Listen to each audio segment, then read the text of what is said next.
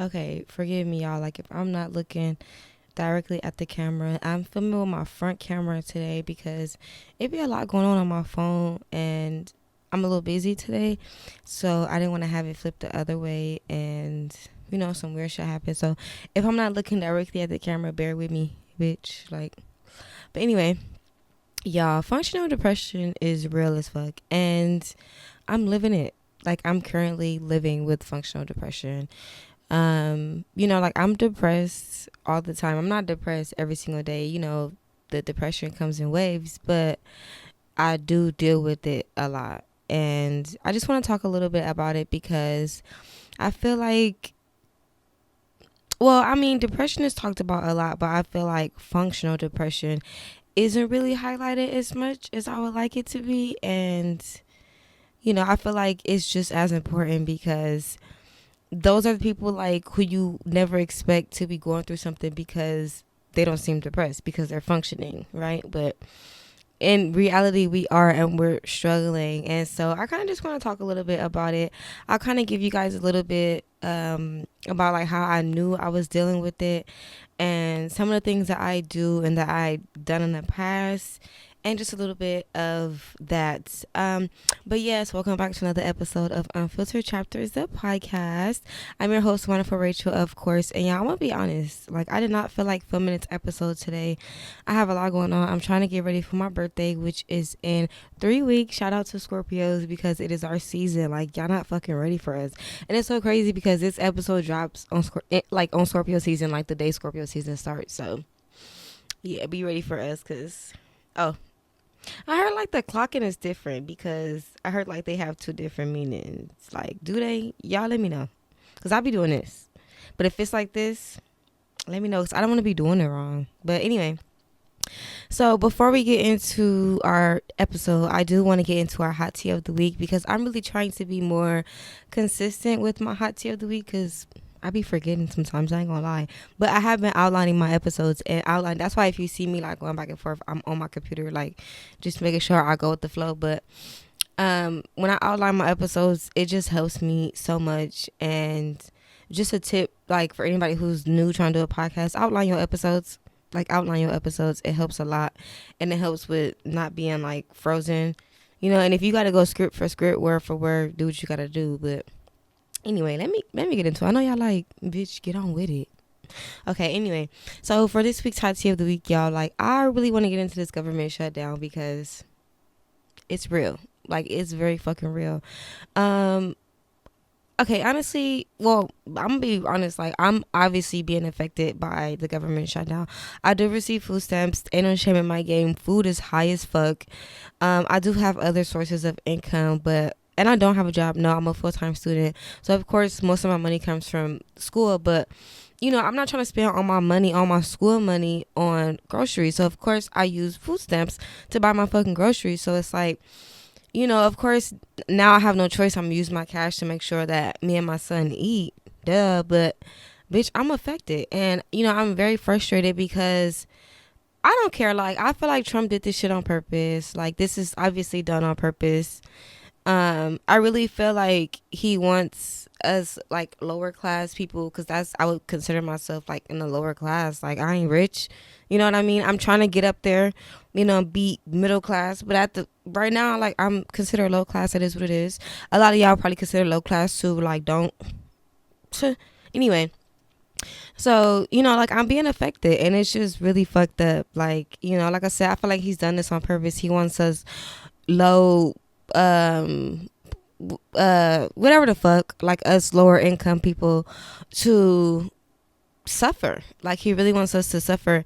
And it's like, other people, like a lot of people who do receive food stamps, not a lot, but I'm sure a good hand of people, because I don't know every single person who receives food stamps, and I don't know every situation, and we're gonna touch on that in a minute. But a lot of people who do receive food stamps can get up and go to work, or go spend money on groceries, whatever. But a lot of these people are disabled, old people, moms getting Similac and Enfamil for babies, which can be bought with food stamps. And it's like, what the fuck are they supposed to do? And it's just like, I see people going like, oh, they need to cut it off. Like, everybody needs to fend for themselves. But like, say for instance, like a 75-year-old man who's disabled and can't work and doesn't get much in Social Security, bitch, how you want him to eat? Because he still got to pay his rent, I'm sure, where he lives. You know what I'm saying? And then, like livelihood, like, because you got to, say, for instance, like, just to speak, say a Social Security check is $700. Say they rent in $600. Boom, that's $100 left. That's not enough to eat for a month, especially with bills and other shit going on. Like, it's just not enough. So I just really feel like everybody needs to consider shit like that and just be mindful. Like, a lot of people are speaking on the situation and trying to say like they need to take it away anyway. Like, people don't need it. Everybody needs to do what they gotta do. But how do you know that these people aren't doing what they gotta do? Like, it's just like, I really feel like, don't speak on a situation that you know nothing about. Like, maybe even if you, because even me, like, say that I wasn't getting food stamps and I was just blessed enough and making enough money and just doing awesome. I still would, like, just knowing that I had been on food stamps before and been in that situation, I'm not gonna look down on people who do get it. Like, because a lot of people who are talking shit about it, I'm sure that they had it in the past, or like their mama had it, or like their mama get it, or like there's people who could not get approved for it at all and are mad about it. Like, but I don't know.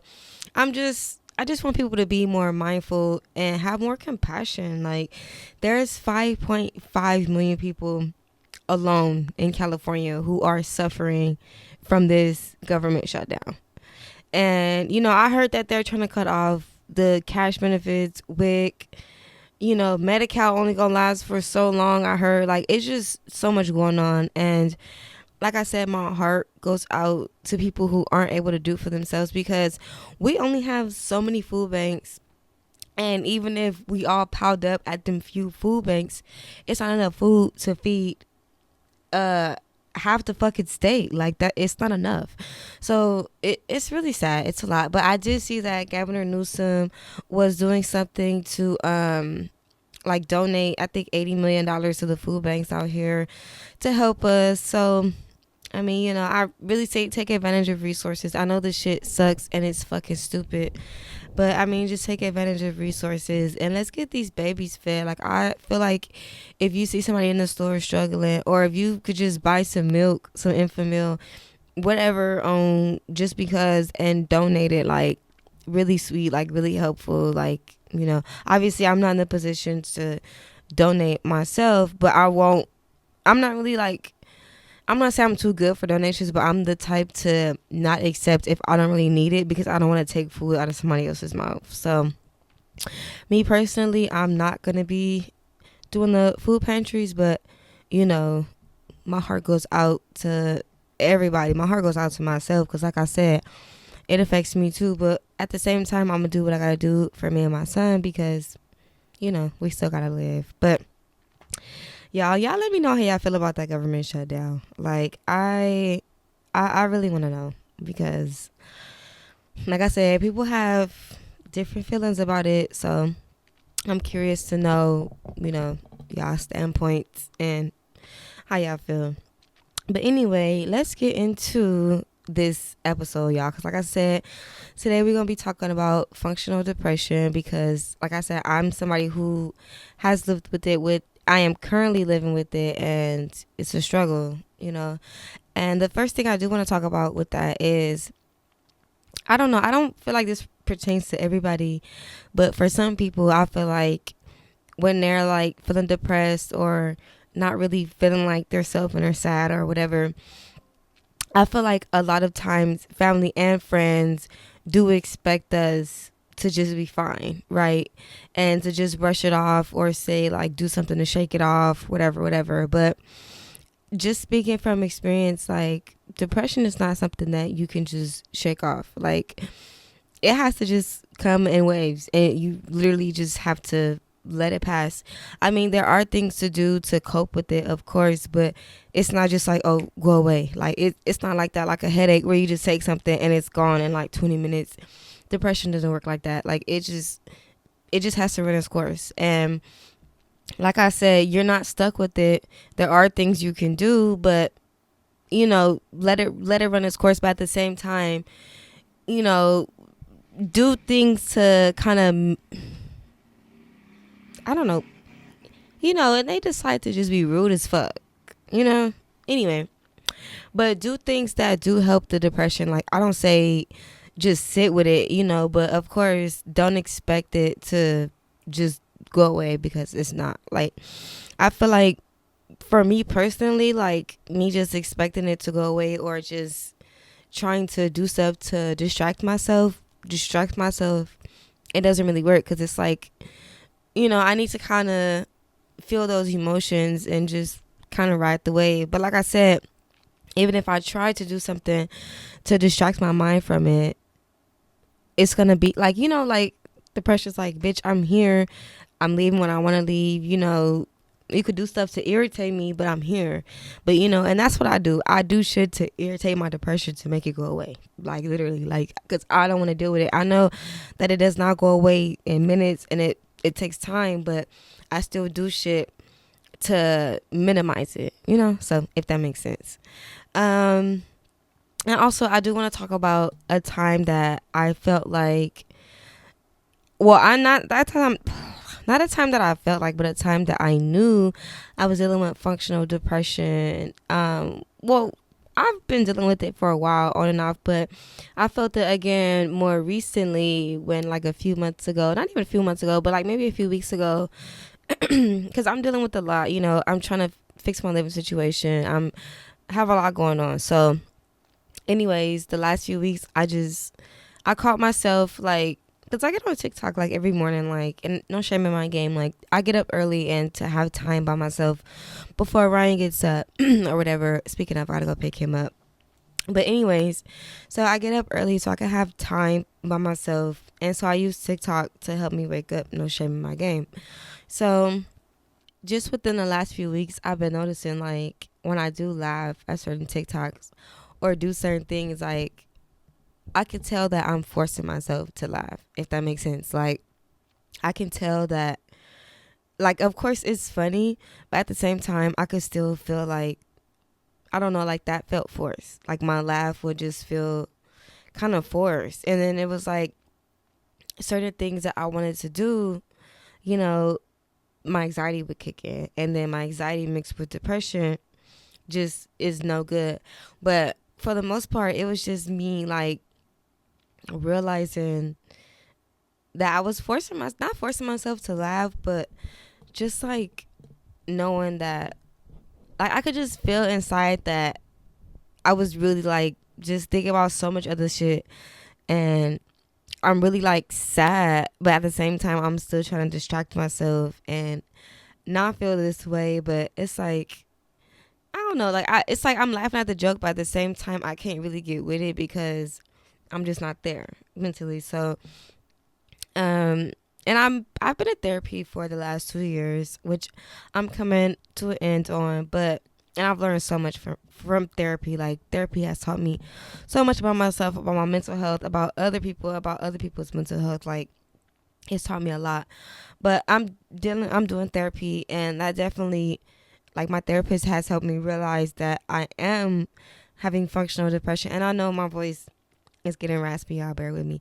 But my therapist told me that I am dealing with functional depression, and that sometimes it's really easy to miss because, you feel like it's like you sad, in the back of your mind, but you're still going through life. Like, you're still doing everything regular, but it's like you're still sad. And then a lot of times with depression, you're sad and don't even know why. Like, it's just like, I'm sad or I'm irritated, but I don't know why, and I can't shake it. Like, that's for me, like, what I would consider, like, a form of depression. Trying to hide it and trying to mask it, per se, doesn't really help.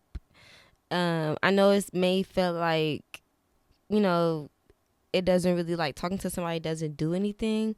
And in reality, depending on who you're talking to about the situation and what the situation is about, more than likely they cannot solve the situation for you. But still, talking to somebody, like, gives you that sense of relief, and just, like, honestly, like, just that sense of relief alone, like, that helps a lot. It really does. And because they can give you different ways to cope with what you're going through, or to just even be able to listen to something that they've experienced that may be similar to what you're going through, that can really help as well. Um, but anyway, hiding it is not really worth it. And I really feel like sharing it with somebody that you trust and that you're comfortable with sharing. Don't feel forced to share your emotions. I mean, it is helpful, but don't feel forced to share your emotions, because at the end of the day, you know, it's on you. But I really feel like it's worth sharing. But anyway, I do want to talk about a time that I was dying inside, because I feel like a lot of the times, we're dying inside or really going through something and people won't really notice. And I'll say for me was after my sister Marche passed away. Of course, both deaths of both my sisters was traumatic and, you know, devastating, gave me PTSD, depression, obviously. But Marche me and this word per se, but Marche, it was a little different. Because I keep saying too, y'all forgive me, but it was a little different with Marche because I did everything. So I planned the memorial service. I planned the repast. I put together the obituaries. I did everything. I ordered her a picture. If you've seen it, it's a huge ass canvas picture of her on the motorcycle, which is one of my favorite pictures of her. Sexy. But anyway, yeah, so just all of that and dealing with all that, of course. And I have a toddler running around. My mom is sad. My sister's sad. She getting sick. My brother's sad. So I'm just dealing with everybody and their emotions. But at the same time, I'm like, you know what? Like, my sister got to go all right. Like, in my head, I'm just trying to get everything together. And I even got down to finding a cremation place and getting that together to get her cremated. So, like, I handled everything when it came to Marche. And, even talking about it now, it's like I'm getting choked up. But, like, that was hard for me to do. And, having to do all that because I just had a vow of never wanting to cry in front of my son because, even when I'm dealing with depression, I didn't want to have to, I didn't want to have to explain my emotions to my son, which is, I mean, I don't know, to each his own. But for me, when he was younger, I just felt like he would ask questions. But at the time, to be honest, Ryan didn't care because, of course, he's a kid. But now if he sees me crying, he's 4, he's older. Now he's more curious. And now I always kind of feel like sort of regret that I didn't let out my emotions when he was younger. And that is Salem moving my shit, y'all.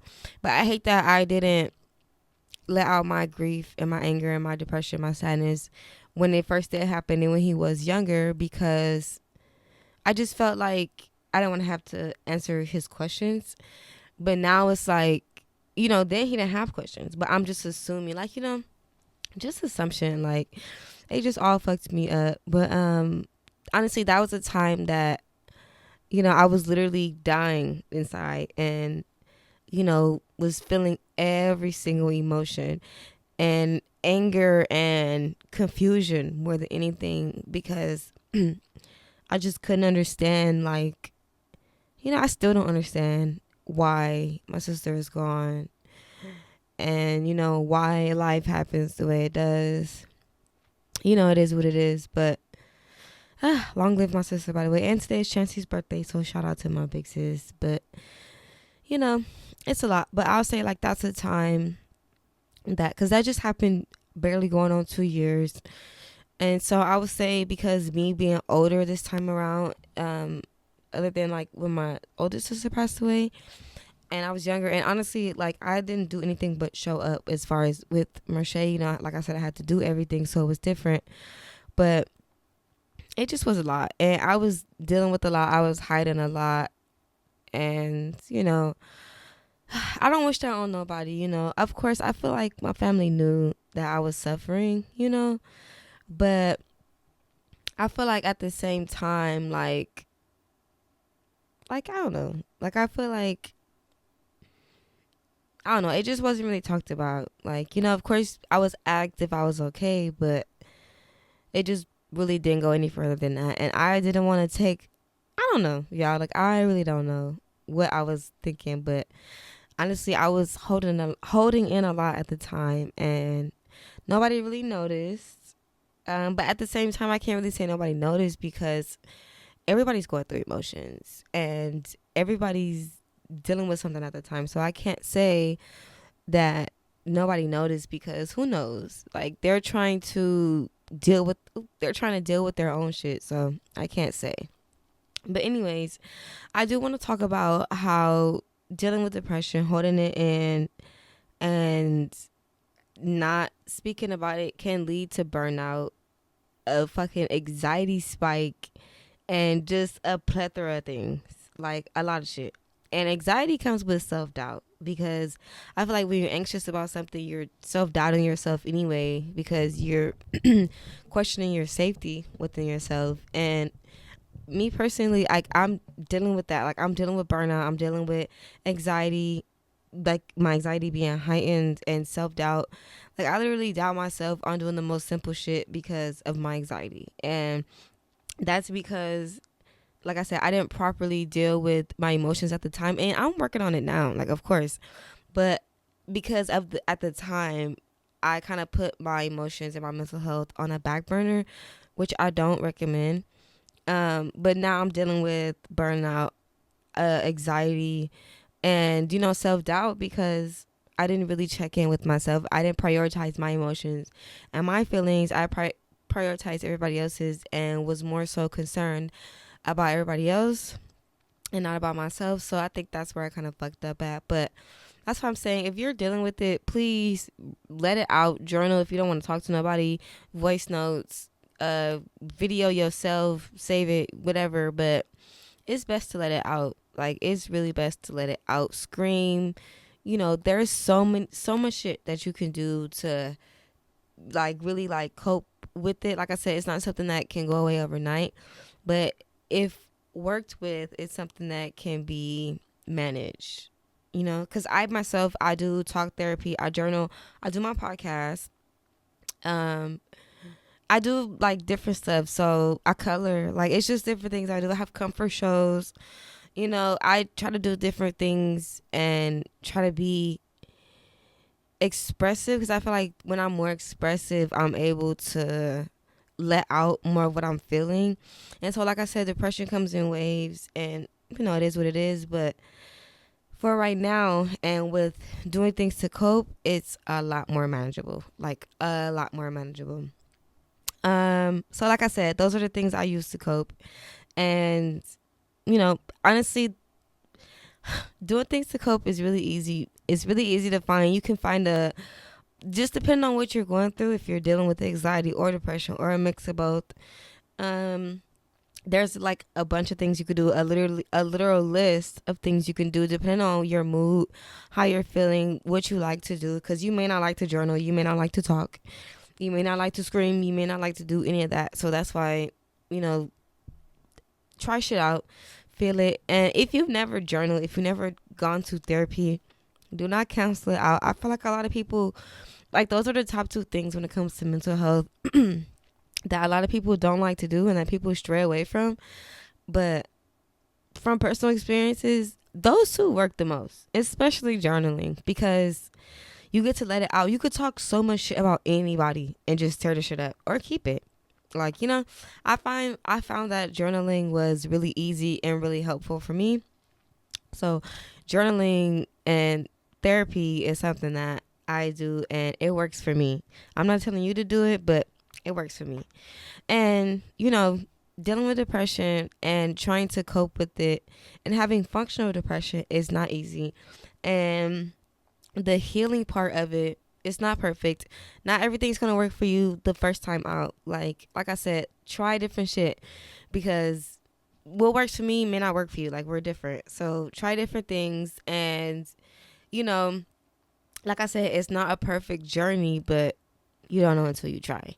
And don't give up on yourself. Like, never give up on yourself. I know sometimes it could be hard.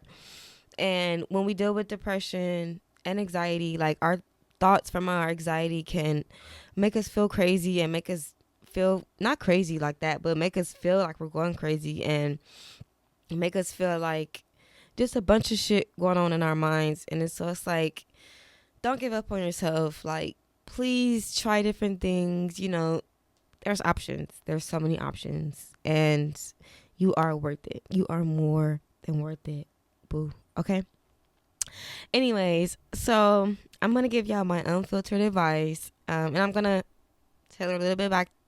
I'm going to tailor a little bit back to what I said when I said that going through this does not make you weak. I know my voice is getting raspy, y'all. It's been like 30 minutes. But going through depression does not make you weak.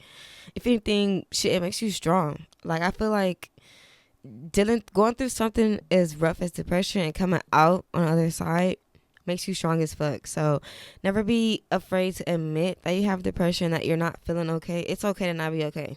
Like, it's okay to not be okay. Like, you don't have to show up every day. It's okay. And prioritize your mental health, especially over them kids. Like, people say, oh, my kids come before anything. Not mine. Like, my mental health comes before Ryan. Because if I'm not able to be in the right headspace, how do you expect me to be a mom? It's so crazy to even think that I would put my child over my mental health. Like, that's insane. Like, that's insane work. Like, it should be your mental health yourself and then your child, because you can't pour from an empty cup. I've heard that so many times, and it's so fucking real. You cannot pour from an empty cup. So mental health priority, self-care priority, then them kids. I swear, like, they fine. Like, especially if you have, a village to help you with, lead them kids and tend to yourself. Even if you don't, do what you got to do, but still prioritize yourself. Whether that's waking up early, going to sleep later, to have that self-care time, do what you got to do. Like, make no excuses. Prioritize your mental health. Like, I swear, it's gonna be worth it. Like, and if you're going through that, you're prioritizing your kids over your mental health, you're gonna feel a difference when you prioritize your mental health over them kids. Okay? And it's very important to be honest with yourself. So like I said, if you're dealing with depression, it's okay to say, I'm depressed, I'm sad, I'm not okay. Because like I said, it's okay to not be okay. Like, we don't always have to show up every day and be okay. Like, it's not normal. Like, we go through emotions, and sometimes we sad, and sometimes we just don't want to show up and be happy today, or we don't want to show up at all. And that's okay. Because like I said, prioritizing your mental health comes first. Like, put yourself first. Okay? And don't be afraid to reach out to other people. Like, but feel safe to do so. It's not being forced. Like, don't feel forced to reach out to anybody else, but feel safe to do so as well. Like, surround yourself with people that you feel safe enough to say, hey, I wasn't having a good day today. I'm feeling depressed today. Like, whatever the case may be, always surround yourself with people who, you feel safe enough to do that with. Not where you feel like you can't talk to nobody, then you're around the wrong people. To be honest, like, if you feel like you can't open up to anybody you're around, friends, family, you're around the wrong people. Like seriously, you should be able to open up to whoever, whenever, wherever, however. Like, so make sure you feel safe around those people, and it should be a safe space always. And I want you guys to know, like, if you're always interested in sending me your stories about, like, personally, like, if you feel comfortable with me, which I would feel so sweet about, but if you feel comfortable with me, of course I will listen to your story. I won't even have to share it on a podcast. I will email you back regular. We can text. I'm not a licensed therapist yet, but I'm getting there. But I want to be a helping hand, because I know what it feels like to feel like you don't have anybody to talk to, or when it feels like people are like, oh, I'm here if you need me, I'm here if you need me. But deep down, they won't be there, or like they'll be judgmental, or just anything hesitant about the situation with that person. I've been there. So like I said, if you're open to it, the link is in the description box down below. And I also still will leave my regular email. So if you guys don't want to fill out the form and you just want to regular email me, I'm going to leave that in the description box down below. And I did not want this episode to be too long. I just kind of wanted to touch on mental health. Y'all know I'm big on mental health. I have a whole mental health episode out. It's audio episode. I did that last year, but go show my episode some love. Like, go show my episode some love. You never know how you can relate, okay?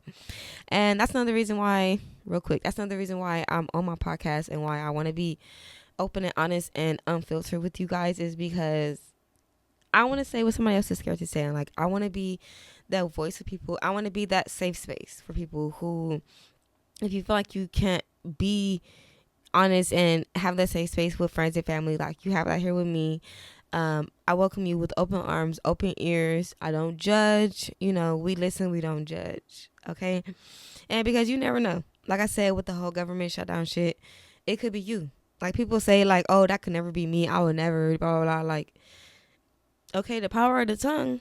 Okay? And the way tables turn, the way life just be flipping up on motherfuckers, you really never know.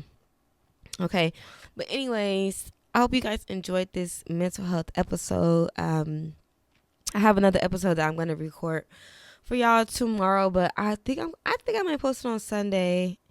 Cause tomorrow is Friday. I think I might post it on Sunday. It depends. I'm trying to get back into it, y'all. I had a week. I'm not gonna lie. This week, I'm congested. This week was long, but it was short.